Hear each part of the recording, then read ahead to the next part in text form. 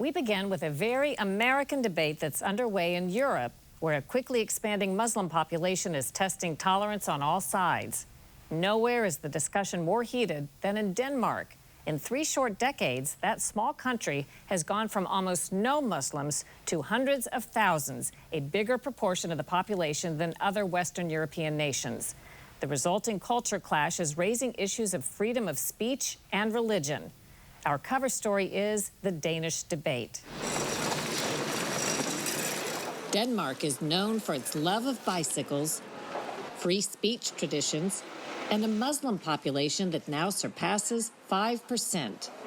We still see slightly higher birth rates for Muslim families than for non-Muslim families. Cecilia Lonning Skaugard is the mayor in charge of integration in the Danish capital of Copenhagen, where the community of Muslims is quickly expanding. We see a pattern where a lot of Muslim youngsters are required, unfortunately, to marry boys or girls from their home countries. So we still see quite a huge number of young people being flown in from Pakistan, Turkey, and so on, in order to marry Muslims living here. Here in Copenhagen, as in many parts of Europe, there are growing tensions with the expanding Muslim population bumping up against non-Muslim communities. It's a dynamic that's testing the limits of free speech on both sides. Denmark is where the cartoon controversy originated in 2005. A Danish newspaper standing for free speech defied Islam's ban against depicting its prophet Muhammad. That set off a global wave of deadly attacks by Muslims against Christians. And a violent, deadly attack a decade later in France on the satirical newspaper Charlie Hebdo. So I'm very much a child of the cartoon crisis. Jacob M. Shagama is a free speech expert at a Copenhagen think tank. Was your view that even if minorities or certain people are offended, that free speech should still enjoy special protection? Very much so. I think in many ways it's the best form of equality before the law and a sign of integration that you can sort of laugh off or at least dismiss thoughts that you find offensive to your religion and say, you know what, they have the right to say this, but it's that right is also what gives me the right to go to my mosque and practice my faith, to hand out Qurans in the street if I want to. But Denmark's strong free speech culture is being seriously tested by the emergence of a Danish politician named Rasmus Paladin. Paladin, an attorney, founded an anti-Muslim hardline party in 2017. Hello, my name is Rasmus Paladin, and I'm the leader of the Danish political party Hardline.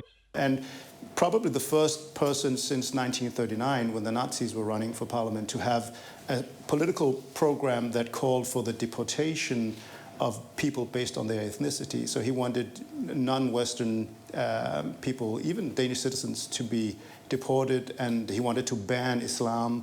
It wasn't quite Nazism, but it was an explicit platform of ethno-nationalism based on deeply liberal values.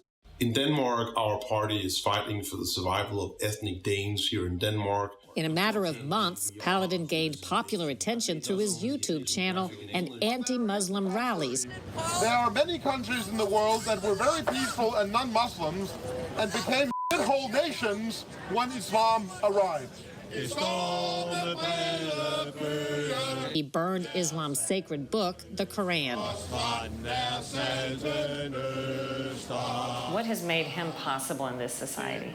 Well, for a long time, he was mostly sort of a pathetic phenomena, online phenomena. Then he went to this immigrant area of Copenhagen, and he was attacked. Police had to protect him. Cars were burned down, and he would probably have been killed or seriously injured if the police hadn't protected him.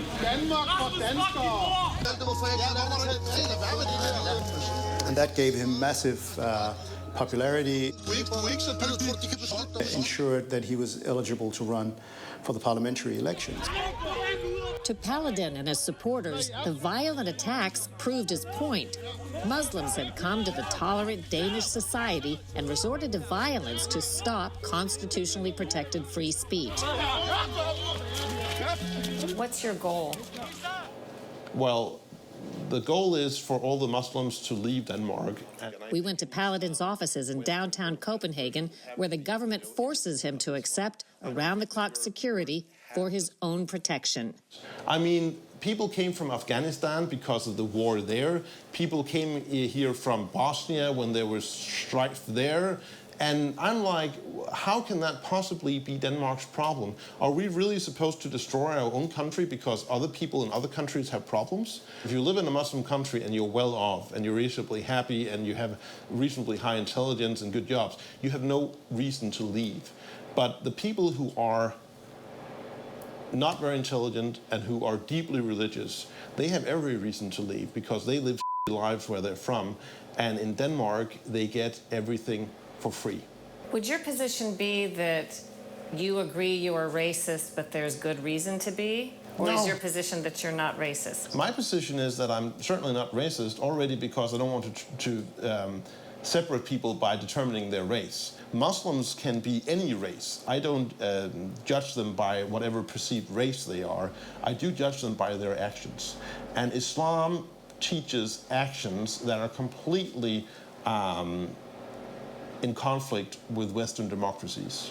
And As much as many oppose what Paladin has to say, Danes like Tariq Ziad Hussain defend his right to say it.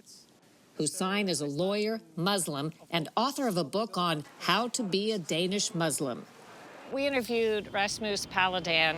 What are some of your general thoughts about his rise in popularity? He's had a strategy where he's gone out to these areas where there is a lot of Muslim people and trying to provoke a reaction. And unfortunately, a lot of places he's got that reaction. There's definitely, in some Muslim communities, there is problems in regard to accepting free speech. And from my point of view, of course, that's an issue that we have to address. That's one of the things I've said to my own community, that if you look at Rasmus Paludan, he's been doing this for 2 years and nobody listened to him. And as soon as he got the reaction where people started burning cars and throwing rocks at the police, suddenly he rose in the polls and were able to almost get into parliament. So would you say Paladin, as an extremist himself, is picking out extremists maybe on the other side to the extent they exist and highlighting those? Most definitely. So one of the things that we've seen in Denmark, but also in other European countries, is that the extremes in both parties lives out of each other, if you could say that. In Denmark's most recent elections, Paladin's hardline party ended up falling just short of the 2% needed to win seats in parliament. But he insists his popularity, like Denmark's Muslim population, will continue to grow. If your views are not popular among a majority, and if this is perhaps even endangering your way of life, if not your life, what keeps you going?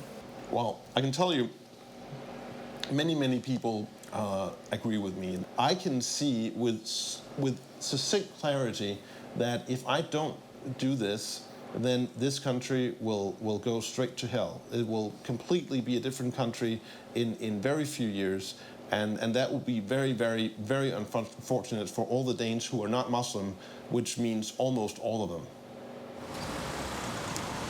And so Denmark will continue to wrestle with a very American notion that the most important speech to protect can be that which is hardest to defend. If you don't protect the free speech of people like Mr. Paladin, then basically you don't have strong free speech protections. He's basically been free to go out there, say all the crazy stuff that he wants to do, because we deeply believe that free speech is a universal right. Paladin recently claimed his free speech rights were being violated after police banned several demonstrations he planned and forced his party's conference to be canceled over security.